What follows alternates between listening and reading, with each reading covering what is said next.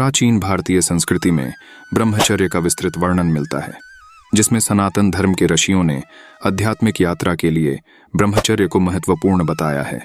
लेकिन जिस ब्रह्मचर्य की बात ऋषियों ने की थी, उसको आज ज्यादातर गलत तरीके से लोगों के सामने पेश किया जा रहा है।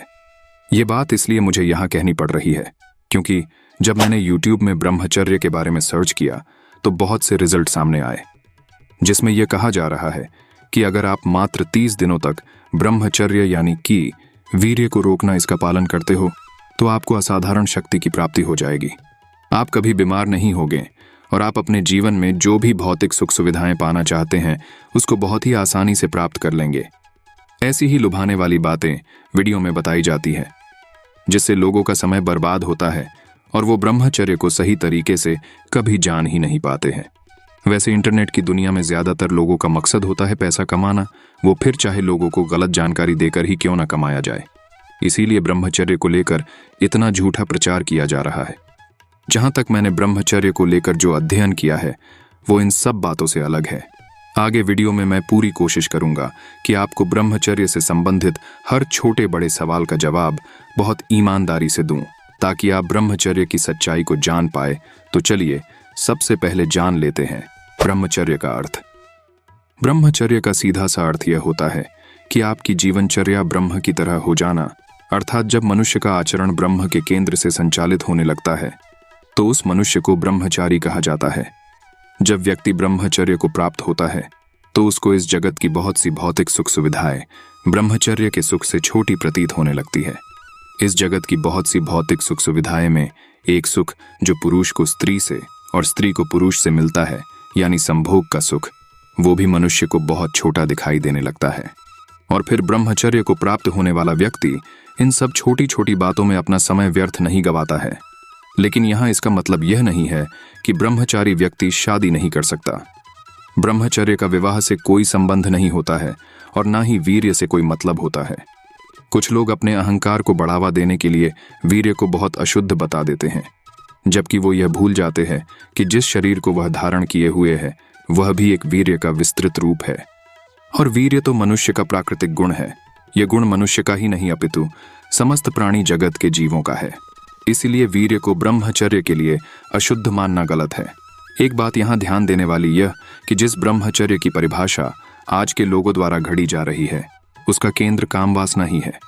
इस बात को आप इस तरह समझे कि जो व्यक्ति संभोग करता है वो कामी प्रवृत्ति का और जो व्यक्ति काम वासना को त्याग दे वो ब्रह्मचारी। जबकि ब्रह्मचर्य का इन सब छोटी छोटी बातों से कोई लेना देना नहीं होता है।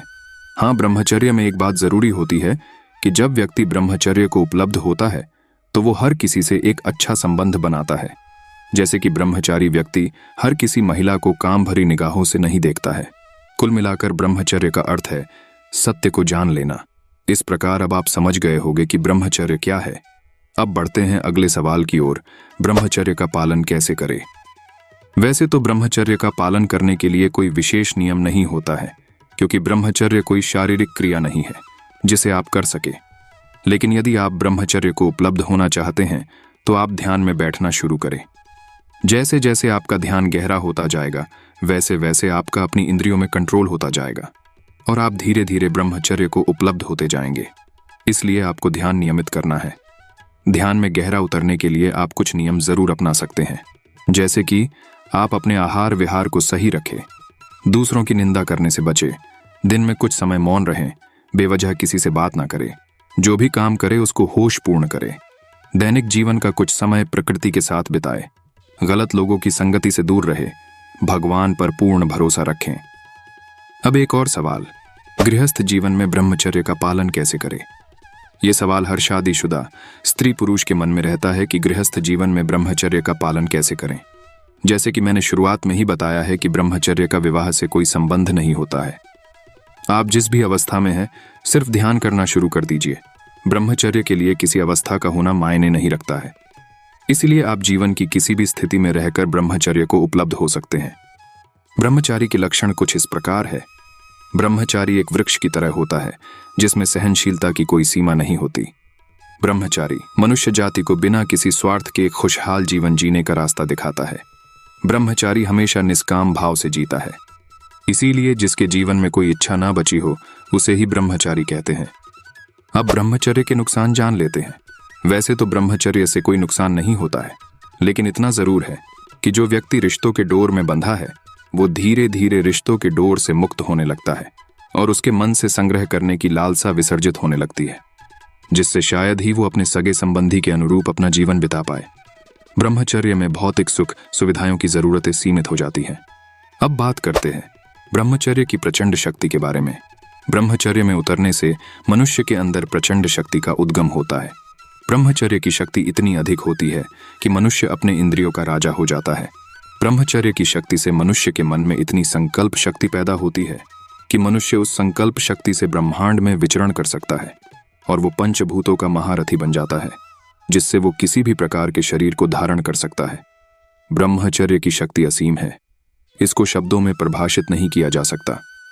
ओम नमो भगवते महाबले पराक्रमाय मनोभिलाषितम मनः स्तंभ कुरु कुरु स्वाहा।